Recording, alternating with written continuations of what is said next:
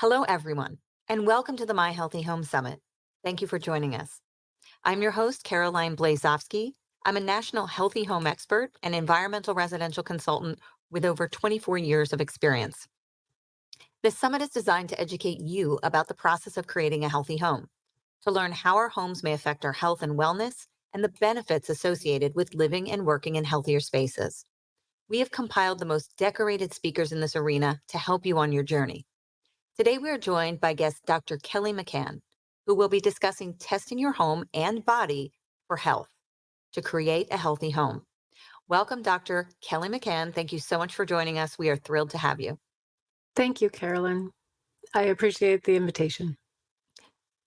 As a leading environmental physician, can you start by giving me a quick synopsis about your background and letting us know how you got into this fascinating field? We find that most of us in this industry have a story. And could you share yours with us? Sure. I was always interested in what was called holistic health back in the day, right? And so did medical school and residency. I went to Tulane, did got a master's in public health along with my MD. I was a little bit of a eclectic kind of person. So then I went on and did a residency in internal medicine and pediatrics, then did a fellowship in integrative medicine at the University of Arizona, and then did functional medicine. Realized that I needed to learn more about environmental medicine. I had met Dr. Lynn Patrick through my fellowship at the University of Arizona, and she had told me about Dr. Walter Crinian. And so when I finally had the ability to do so, I did a year-long fellowship with Dr. Crinian, learned all about environmental medicine and its impact on health. Then from there, learned from Richie Shoemaker about mold. And since many of my mold patients weren't getting better with some of the mold protocols, had to expand that, learned about Lyme and chronic infections, and then mast cell activation, which does impact many of our environmentally sensitive patients. And I think links back to the multiple chemical sensitivity that many of the forefathers in environmental medicine would treat in their practices in the 50s, 60s, 70s, et cetera. So my practice is a functional, integrative, and environmental medicine practice in Southern California. Amazing. You have such a plethora of knowledge and just a wide vast, which I love. So we get to pick your brain today, which is always nice, right? So let's talk a little bit about contamination, houses, problems that exist, right? I've been an environmental investigator for 24 years. So we go into a lot of these spaces. What do you often see or complaints that people often have when they come to you about their homes? Sometimes people have no idea.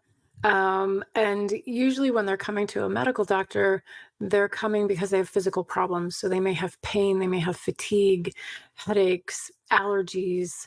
Some people have chemical sensitivity. Some people will have autoimmune conditions. Some people develop cancer. And there's a whole host of symptoms that will bring them in through my door, right? Um, and most of the time, they don't have an an understanding or an expectation that there's a problem with their home that could be impacting their health. And so that can be elicited in a conversation. I mean, if things change after rain, then they might be more suspicious for mold. So I think mold might be the one thing that many people will have a suspicion of if there's been a water leak or something like that, and their health has changed. But I think for a vast majority of people, they don't really recognize how many toxic exposures exist in the home as a possibility for contributing to their total load issues in their body. When do you start looking at the home as being the cause? So in my opinion, I'd love to see a doctor look at it as the first cause, right? To look at Mhm. and say, well, what's actually going on in your environment as one of the precursors to making any kind of decision. But we know that doesn't happen, right? Usually it gets pushed off as the last possible scenario when people have gone through their tests, their scans, their blood work, and nothing appears. And then they start looking at their home. But when do you actually consider it? I have probably a 30 plus page intake form. So people, it takes people hours to get through that intake form. And a good portion of that is an environmental toxicant exposure history form. And so we're thinking about it at the outset of their investigation and their health. And people are coming to me because they have something wrong oftentimes, or they might have a family history of things wrong, like they have a family history of cardiovascular disease or cancer, and they want to reduce their risks. But for those folks who are coming with specific complaints, I have to do a variety of things simultaneously. I have to address the physical ailments, or the mental emotional ailments that they're bringing to me, and then simultaneously look for root causes. And that could be mold, that could be EMF, that could be other environmental toxicants. So I'm doing two things simultaneously when I'm reviewing their history form that they filled out for me, and reviewing their timeline of their history. And then as I'm talking to them too in my treatment plans, I'm helping them feel better, because that's going to also gain more trust, right? Right. And develop that rapport and that relationship. And then simultaneously, how are we going to investigate what's going on? What's the root cause of these things?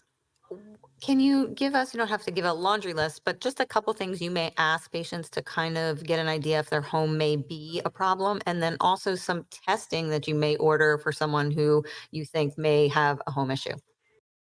Sure. So we can talk about mold a little bit, and then I'll talk about some other things. So there are several different questions on the questionnaire about mold, asking about leaks in the house, and kind of any sort of structural issue. So was there water damage? Do you have a sink leak? And this can also be elicited in a conversation.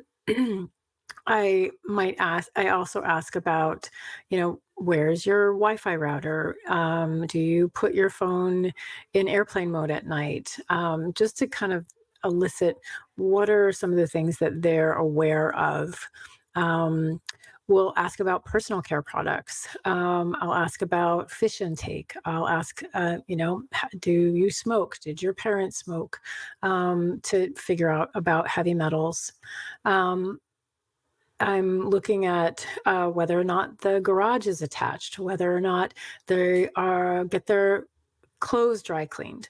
If they get their clothes dry cleaned, do they put them in the closet right away, or do they let them air out somewhere else, right? So these are all just little questions, trying to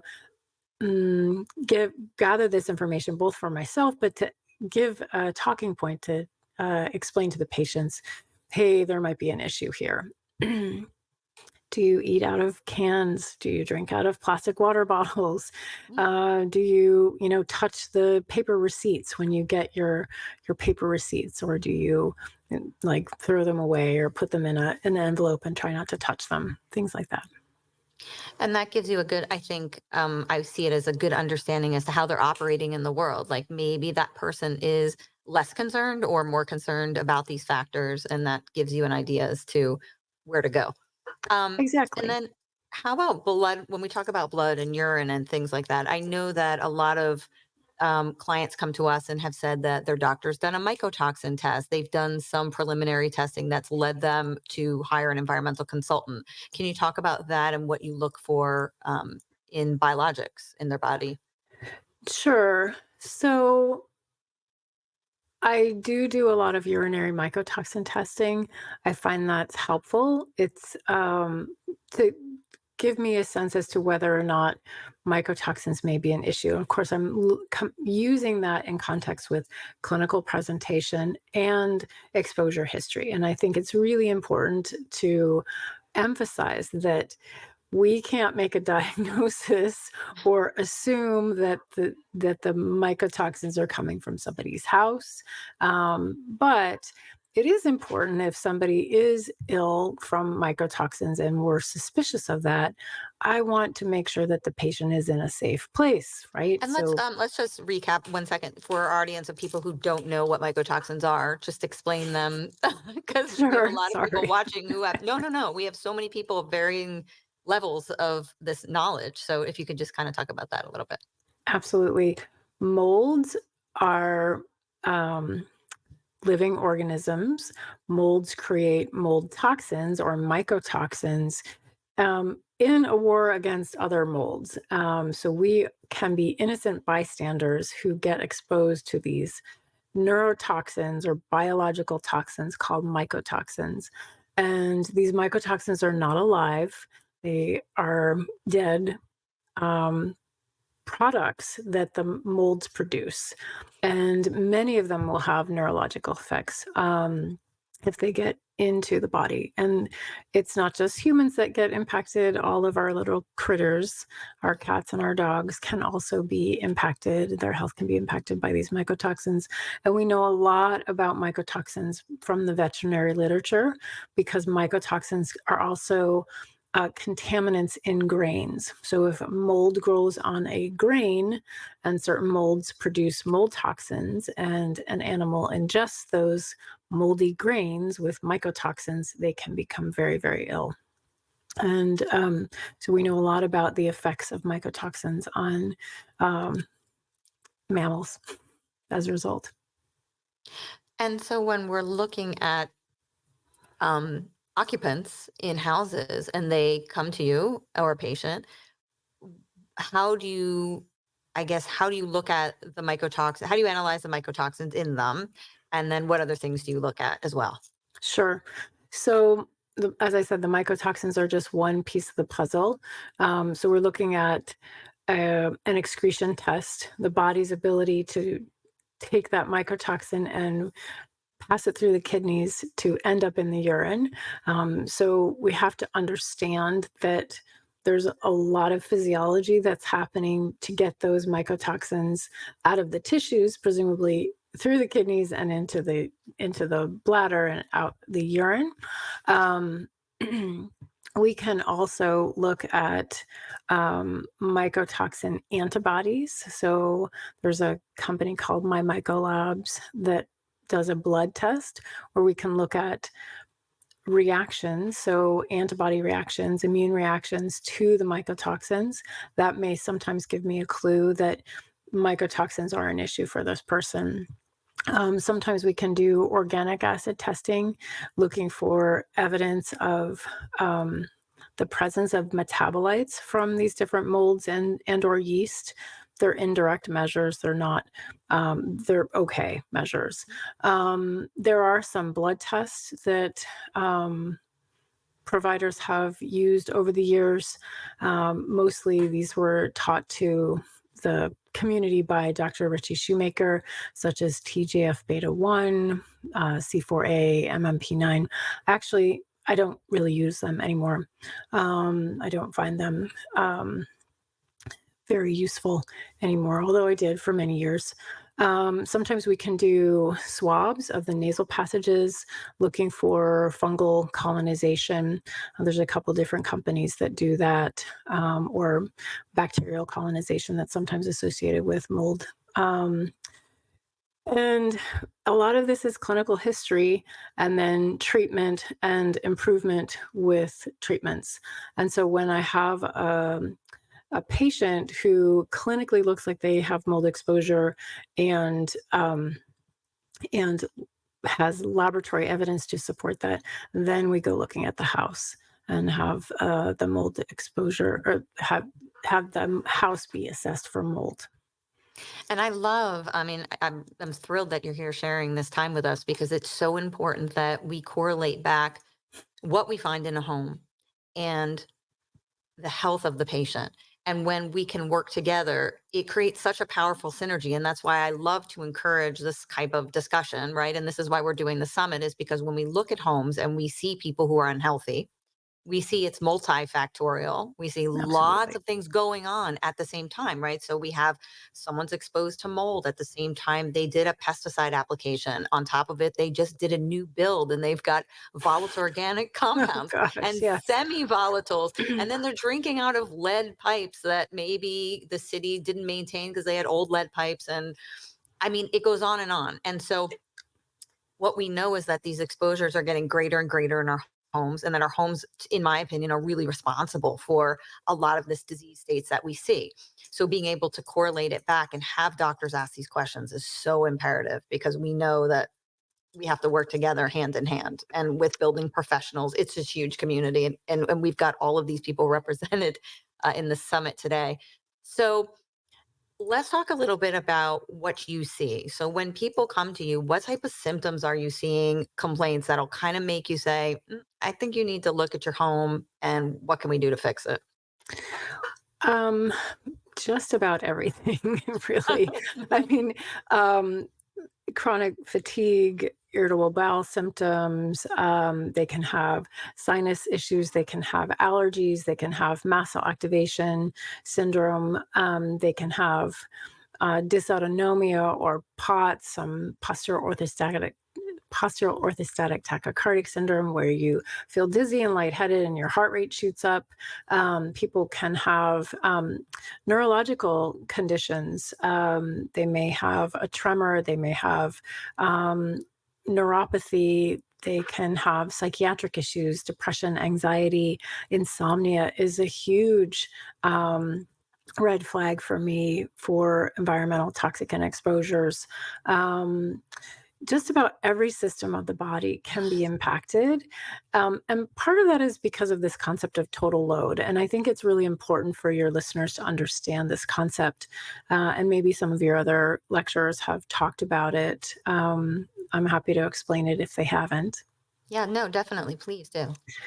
So I think about the body as a bucket, or probably better yet, a sink, right? And so everyone's sink is a little bit different. If you have a very shallow sink with a really narrow drain, you're going to have huge issues if you get a lot of exposure. So everything that your mom had before she had you is put into your sink. And then every exposure that you have from day one through your lifetime is going into that sink. And your body's ability to get rid of those environmental toxins is dependent upon the size of the drain. The size of the drain is dependent upon your genetics, your predispositions, your nutritional status, how much is already in the sink, too. So, the more we gum up the sink and block the drain, the more difficult it is going to be for you to detox. And luckily, some people have huge sinks and really big drains, and they can get rid of tons of toxins, and they can smoke until they're 93 and drink, Right. and all those fun-loving people who don't have problems with environmental toxins. Good for them. They've got great genes, and they are really lucky. And then there are plenty of people with really itty-bitty sinks. And what happens is that all of those environmental chemicals get stuck in there, and they're not necessarily created equal. We're not detoxing them equally, but they're all gumming up the works. And usually what happens is when people have um, exposure upon exposure upon exposure, at some point you're going to reach the spillover, right? And when the environmental toxicant load is so big, the total toxic load is so big that you spill over, you're going to have symptoms. And we can actually track this over time. So this is where a patient's understanding and presentation of how things have progressed for them over the course of their lifetime is super important for an environmental medicine doctor to put together the pieces of the history along with the environmental exposures, so that we can really pinpoint what are the tipping points for you. What is the toxic exposure that really pushed you over the edge? Is it possible? And I think it's important for people to realize there's hope, right? So, and I know this from improving environments dramatically, we see patients turn around so much, make big improvements. So let's kind of just talk about, I mean, I don't know if you want to share a story, but how people can really get better by changing their lifestyle. Absolutely. Just as if the total load is coming in, right? Well, we can take out the pieces that are coming into your sink. And that's where doing this investigation is important. And then cleaning up your home, cleaning up your habits, your personal care products, the kind of diet you're eating, what you're cooking with, how you're cleaning your home, all of those things. The more that we're able to clean up, we're lowering what's going in your bucket, and people can absolutely transform. For patients with mold, usually identifying whether or not they're in a safe place is number one to help start that healing process. Because if you're not in a safe place, it's very difficult to heal.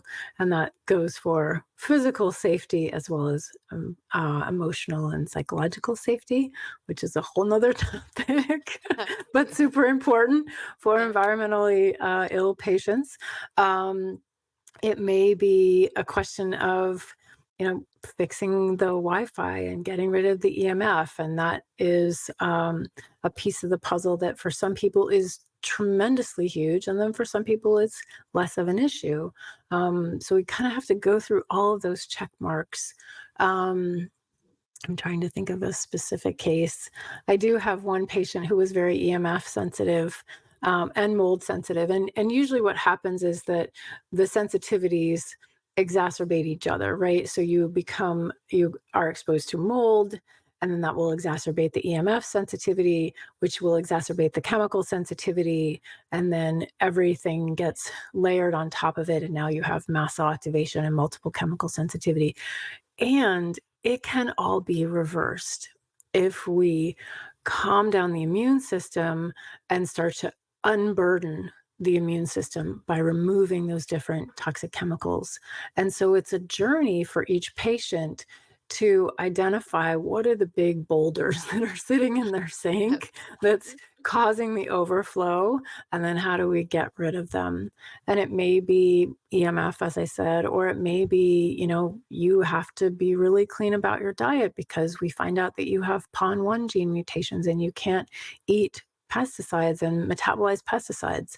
It may be that, you have a sensitivity to a metal that's in your mouth and you have to get that taken care of. There's so many different possible pathways, but through diligence and self education, patients get better all the time, every day. And that's really what we want to see. And then what I also and find happening is that as people educate themselves and as they start to make healthier choices for themselves, their life becomes a life of clean living and, periodic detox because the world's pretty toxic, and we Yeah. have to do what we can to Right. maintain the health that most patients have fought so hard to achieve. Yeah, I think in just my personal opinion, we live in a different world where the amount of toxins are so great that every one of us, whether you're exhibiting severe symptoms or not, we're being affected. And when you start to talk to homeowners or you talk to patients, the person says, "Oh, yeah, I get headaches all the time." They just ignore it. "Oh, I have Mhm. stuffiness in my home. I hear this all the time. I'm stuffy." You shouldn't wake up stuffy every day. It's not something that is normal to you. You should be able to breathe in your home. Paint cans, brain fog, like all these things, there's so much correlation. So it's fascinating that you're here and I love it. I love it. I love it. Um, so let's talk about I like to go into like a fast round and kind of ask you questions because it kind of Sure. provokes some questions that are fun. So in your house, what's your favorite room in your home? My bedroom. Okay. And why do you like that room so much? Because finally, at the end of the day, I can turn my phone off.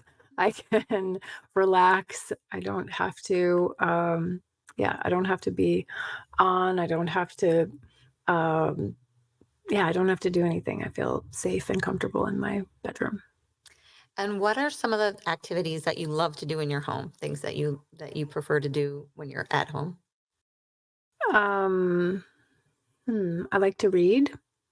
So I read a lot. I like to do that at home. Meditate. We recently got a cold plunge that sits in our garage, so that's been fun. Of course, that only takes like 2 or 3 minutes out of a day, so it's not like I'm spending lots of time doing that. We got a sauna blanket, which is kind of fun, although the EMF is probably not ideal. Um, what other things do I like to do? I work too much, so I don't spend enough No. time at home. Let's Cook. talk a little bit about cold plunge and sauna because in home lifestyles, like we're seeing a huge number of people now looking into health has become like a big thing in the home, right? So we're looking at saunas, steam showers. We're talking about cold plunge. People are incorporating these healthy living spaces into their homes, which I find so fascinating. So let's talk about the benefits of those, which we haven't talked about, and people doing these types of things in their homes now. Okay, so cold plunge, there's some literature about that.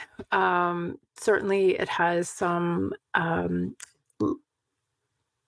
longevity enhancing capacity. It also builds resilience. I find that it requires that I get into a meditative state like that because otherwise I'm so uncomfortable. And so you know, even though I've been meditating off and on for many, many years, there's an urgency that is required to get into that calm state with deep breathing that I really love and I really appreciate about that. And I grew up in upstate New York. I hate the cold, hate it with passion. That's why I live in Southern California. No more snow for me. But I recognize that there are many benefits from doing that.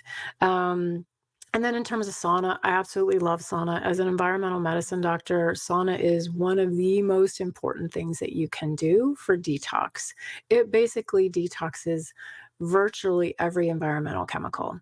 You can detox mycotoxin through sauna, heavy metals or toxic metals. You can detox VOCs, plastics. Basically, the only thing that doesn't come out from sauna it are the PFASs, so the parafluorocarbons and perfluorides, which is really unfortunate. Those are very difficult to get out, period. But at least you can lower the burden of many, many other things. And it's pretty easy. It's not that hard to sit in a sauna. So I do love sauna for patients. Amazing. We've talked a lot about PFAS in this summit because we've had a lot of professionals talking about it in water and these forever chemicals that stay in our body. Is there anything we can do? It's so great that you brought this up. What are you recommending, or what do you think homeowners can do to help kind of get this burden? I mean, we're talking about really watching what products you're using and becoming vigilant. And that's why this education is so imperative that we've got to start asking the question to the companies that are creating these products. Look, we've got to eliminate these.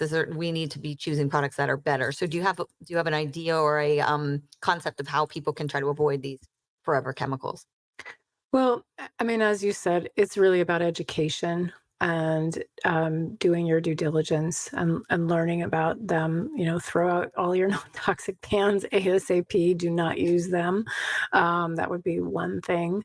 And then test your water. I'm sure you've had other people talk about it, but there's a couple companies out there. Tap Score is one, and then there's another water company that you may have listed before. I'll see if I can remember it.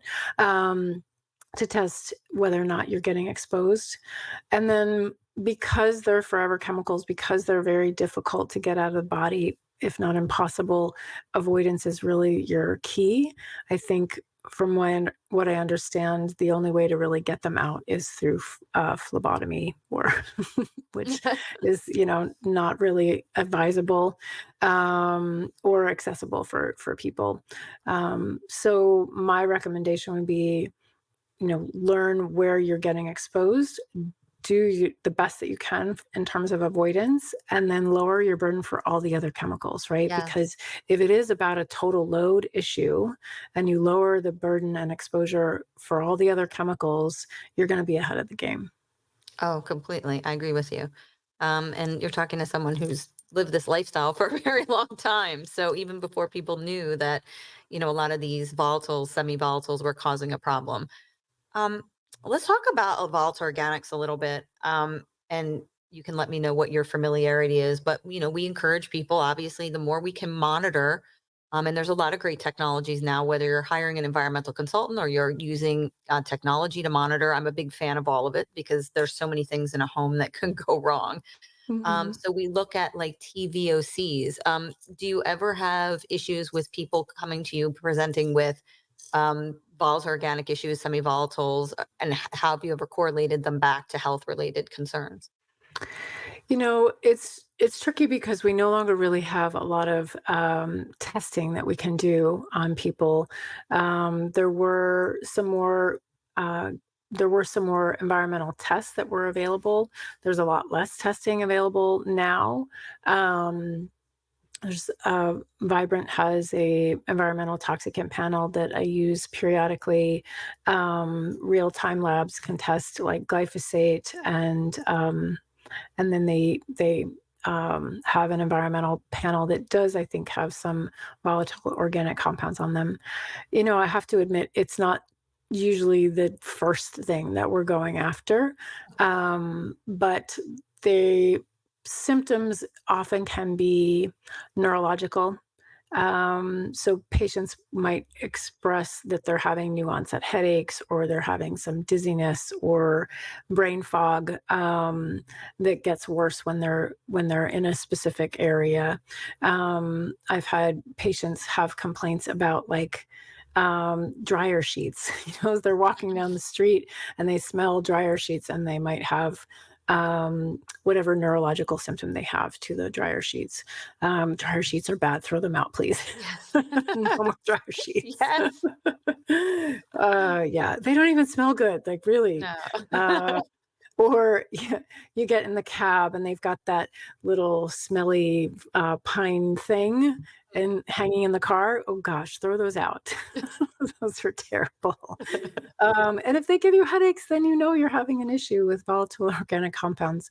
Um, so, some of the things that I think are important to convey to your listeners are that the things that you find that you're sensitive to are likely the toxin classes that have triggered the problem in the first place, right? So if you get sick because you're smelling paint or glues or fragrances, those are some of the volatile organic compounds. You got to get them out of your system, because those are the things that often triggered your chemical sensitivity in the first place. And mold can make all of these sensitivities worse, in part because molds and mycotoxins also have a microbial VOC that they produce. In fact, some of the research on microbial VOCs showed that they were just as toxic, if not more toxic, than the microbes or the mycotoxins themselves. So that musty smell, that's not so good for you either. And I think it's important too when, just so our listeners know, when you test for VOCs or what we call total volatile organics, there's actually tests available that will also test your MVOC, which is what she's talking about, your mold volatile organic compound. So you can do that at the same time, and it's very economical. It doesn't cost maybe more than $300, and you could do a real thorough panel in your home. So I think that's really excellent. And then you can take it to your physician and have them go over it with you or go over it together and figure out if there's an issue. But it's quite easy to do. And I love that. I love that because you do not want to smell mold. It's not fun. Um, let's talk about another rapid fire question we've asked all of our experts and panelists is what is something in your home that needs to be addressed environmentally that you haven't addressed? Um, Probably the EMF. is one of the biggest things. So I've actually had a building biologist who specializes in EMF come out to the house. And then we got mold, and then we had to move from that house to a different house. But I haven't had Fun. him come back yet. I still know the same problems exist. Yeah, I want to turn off the router at night. My husband does not want to turn off the router at night, because the then the TV has to be reset the Yes, next day, and it's I have the such a same pain issue. in the neck, such a pain in the neck, and then you can't watch TV, and we rent, we haven't been able to hardwire everything. So in an ideal world, if I own my own home, I would hardwire everything and it wouldn't be an issue. Um, that's not feasible when you're renting oftentimes. And so, yeah, that's probably my biggest beef. Now, our bedroom, there's no TV in the bedroom. We put our phones in airplane mode. It's not right next to the bed. So we've done what we can to limit the Wi-Fi and the EMF, the electrical EMF, coming from the right next to the bed, right? Which is important when you're trying to have a sanctuary in the bedroom. But that's probably my biggest beef with my house. And it's very hard. I mean, it's something that we're being bombarded with, and we dedicated a whole day of the summit that we're looking at water and we're looking at EMF, because it's something that we often push in the environmental and the healthy home arena kind of to the side. We start looking at building construction, we're looking at indoor air quality, we're talking about ventilation, carbon monoxide, CO2, all of these things. But those things get pushed kind of to the side, and they're really important. So I'm glad you're bringing it up, and talking about it. Um, how about when we're talking about people coming to you, and looking at how they're feeling in their home? Would you say, and there are more complaints today than there were maybe 10 years ago about environment? Like, is there a trend towards homeowners and occupants complaining more about how they're feeling in their homes?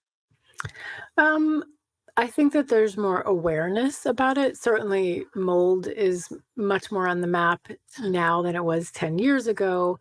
Um, and that may be for a variety of different reasons.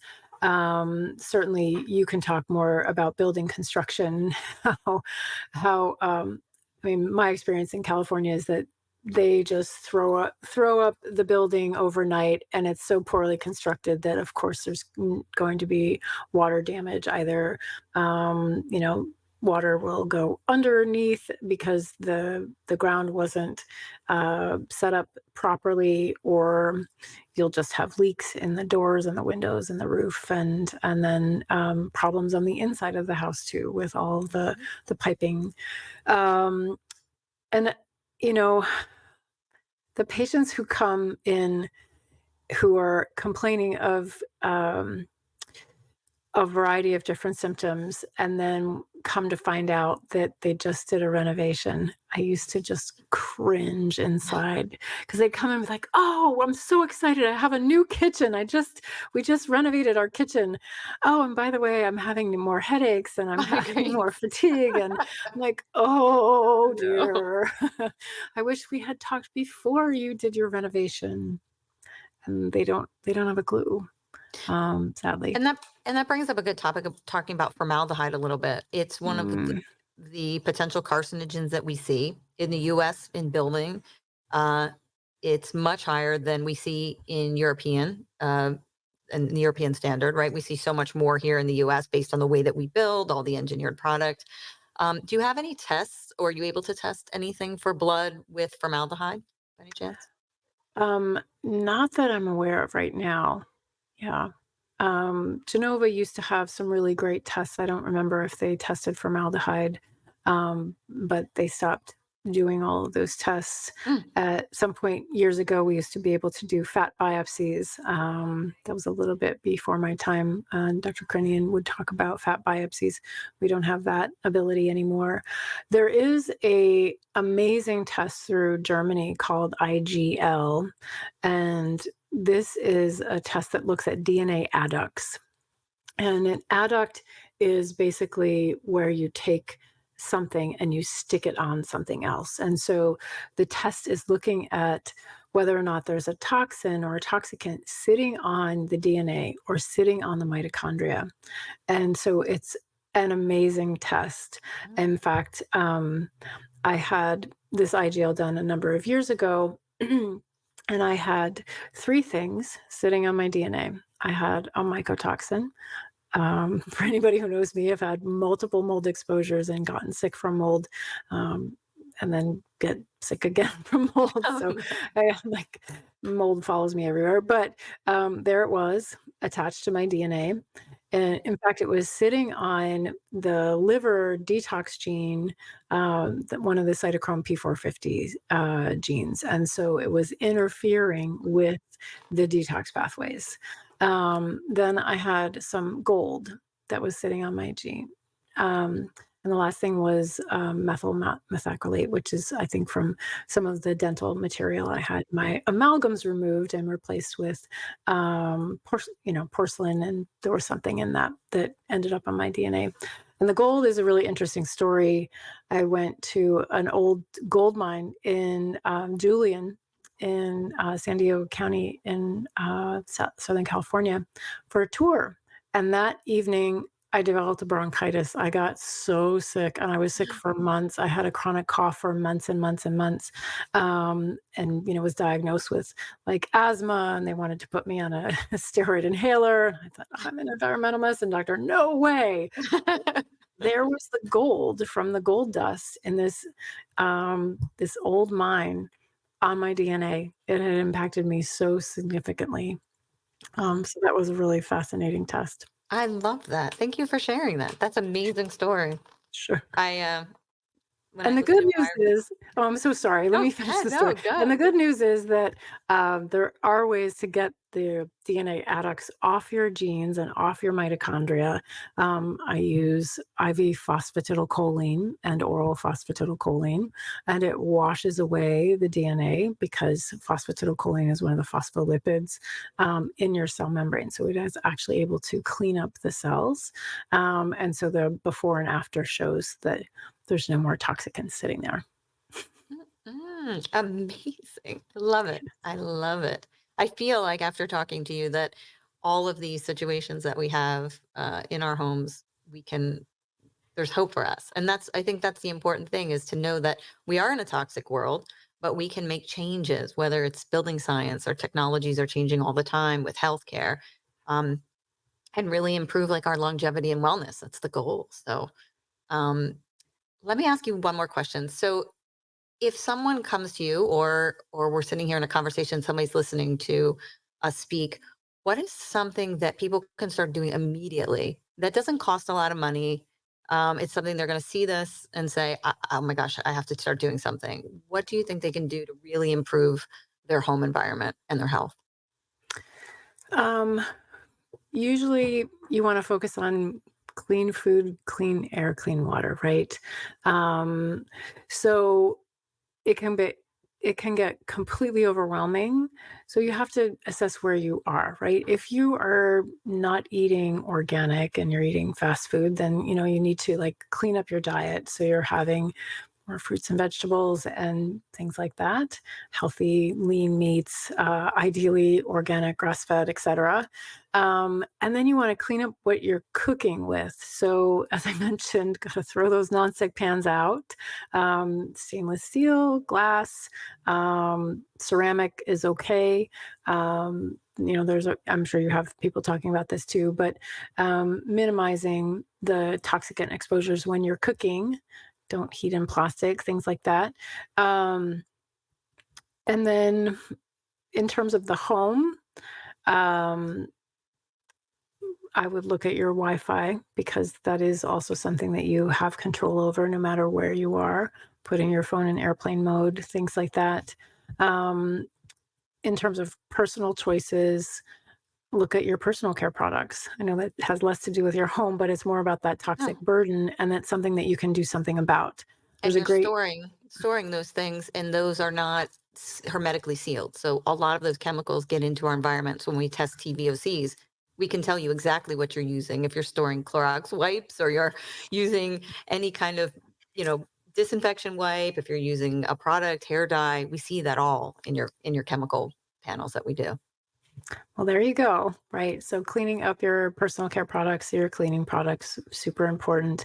And you know what, you can do it like a little bit at a time. So you take one weekend, you're like, okay, I'm going to go through my personal care products and I'm going to get rid of my shampoos and my conditioners. And then the next weekend you go through your cleaning products and you clean them up. There's an app for personal care products called Yucca, Yuka, and you can scan. If you have a barcode on your product, you can scan it and see immediately. They'll grade it from 0 to 100, 100 being good, 10 being terrible, and so then you know what you need to do with those things. You can just get rid of them, and then you start moving on from there as you educate yourself more. That's great information. Do you have recommendations for people, like the types of personal care products or cleaners they're using? Like, do you recommend anything to your clients about cleaning products? Yeah, I've been using Branch Basics. I really love them. So they have a line of cleaners that you can create. So based on their concentrate and the amount of water you add, you can either make um, a, a glass cleaner, bathroom cleaner, laundry detergent. It's really pretty amazing how they've got this system down. And you can order it in glass bottles, which would be preferable. They do also have a plastic bottle option, and then you just have to refill the concentrate.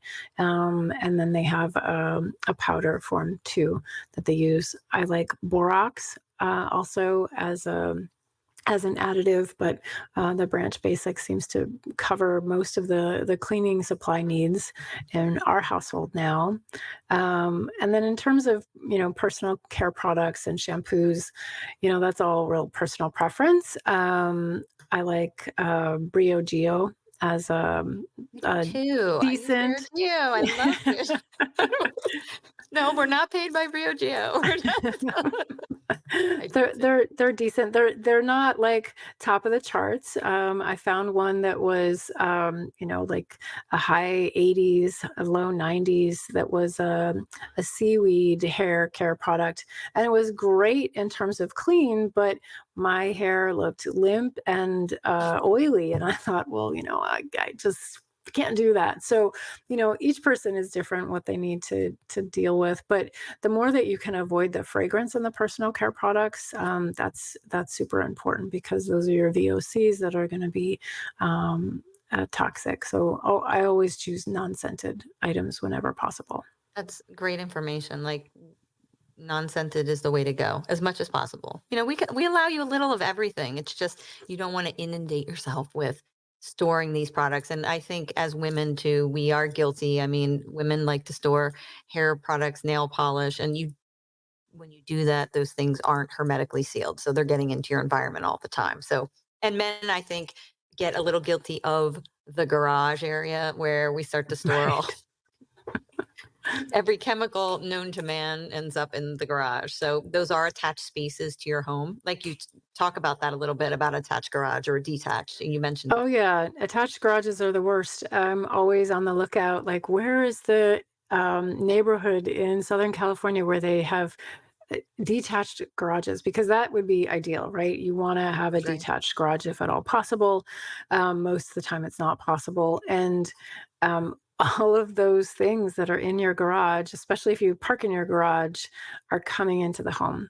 And some of the literature, I'm sure you know about this, is it's really awful how toxic parking your car in the garages and then walking into your home, because there's no separation. Really, a door is not going to cut it. So all of those environmental chemicals just waft right into your home and fill your space. So it's not ideal. Thank goodness, again, here in California, we don't have to park in our garages. But all the people that do, it's so true. Like, and you can do things to help. You can actually incorporate ventilation systems into your garage so you can be ventilating that air out and not pulling it up through your structure and into your space. And yes, when we test your homes, we can tell what you have in that garage. We see it in your samples. So not hidden. Well, where can people find out? You are fantastic, and this conversation has been amazing. Where can Thank people you. find out more about environmental medicine, how our homes affect our health, get the best medical care that they can, and look at all of these things when you're assessing your health? Information about you and where they can go. Okay. So a couple things. I mentioned a few professional organizations, so I'll give a shout out to those organizations. One is the American Academy of Environmental Medicine. These are doctors who've been doing environmental medicine since the 60s, some of them, and then hopefully some younger folks too. A great way to assess the relationship between health and the environment. Um, that's the American Academy. So it's aaemonline.org. And then there's another organization called the International Society for Environmentally Acquired Illness. Um, Mm, that organization is newer, but tends to focus on the mold and chronic infection, but also recognizes that the environment is playing a big role in people's health. So those are a couple organizations that I would check out, and they have practitioner lists and resources um, on each of their pages. And then if you're looking for me, I'm at drkellymccann.com is my personal website. And then thespringcenter.com is my clinic. I have a clinic in Southern California, and I do see patients from all over the country, depending upon where you live. And on my personal page, I have a course. It's a master class on. It's called Mast Cell Activation, Gaining Control. But in actuality, it is my environmental questionnaire and then several hours of explanation along the same lines as this summit, going into deeper detail about why I'm asking the questions on the questionnaire that you get to download and take yourself, and then what you can do about it. And so, really starting to give you more tools in your toolkit about how to help identify what these issues are. And just tell us a little bit about, I know you sit on the board of some of these organizations. Just touch on that a little bit so they understand how involved you are with this topic. Um, I'm on the board of each of these organizations and on the conference committee for each of these organizations because I like planning conferences and having connections with my colleagues. So my responsibility is to help craft the educational platform for all of the practitioners in these that are members of these groups and beyond, to help them understand how to be an environmental medicine doctor and take care of sick patients. So I'm one of the people who's really helping educate, naturopaths, functional medicine doctors, integrative medicine doctors, to bring this kind of medicine to their communities. Mm. Um, Mind blown, love it. And I am so grateful you joined us. So thank you so much. And thank you. Thank you. Thank you, Carolyn. This has been fun. I've enjoyed myself.